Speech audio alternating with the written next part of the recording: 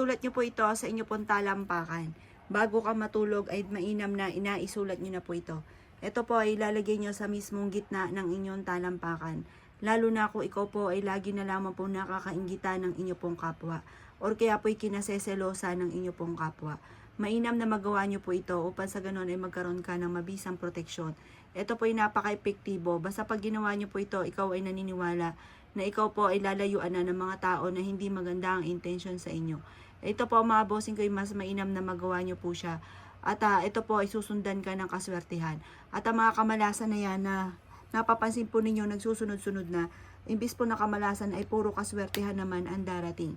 Napaka-epektibo po nito. Basta pag ginawa nyo po ito ay may 100% kang paniniwala. Sabihin nyo po, lalayuan ako ng mga tao na hindi maganda ang intention sa akin.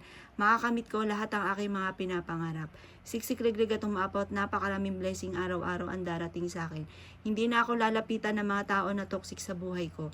Lalayuan na ako ng mga tao na toxic sa buhay ko. Yung mga tao na nagseselos or kaya po ay sobrang inggit sa akin ay lalayuan na ako. Kailanman ay hindi na ako lalapitan nila. Hindi na nila ako pakikilamanan. At ang swerte ang kusang lalapit sa akin. Maraming pera, maraming blessing araw-araw na darating sa akin.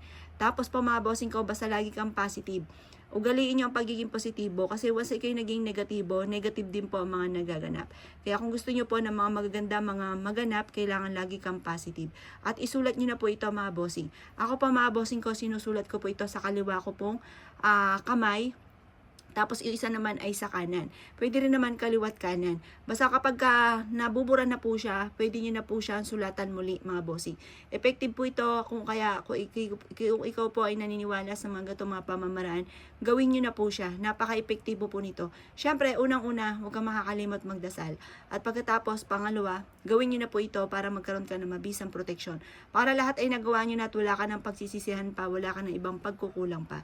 Kaya kung ikay gagawa ng ganito, good luck po sa inyo po lahat.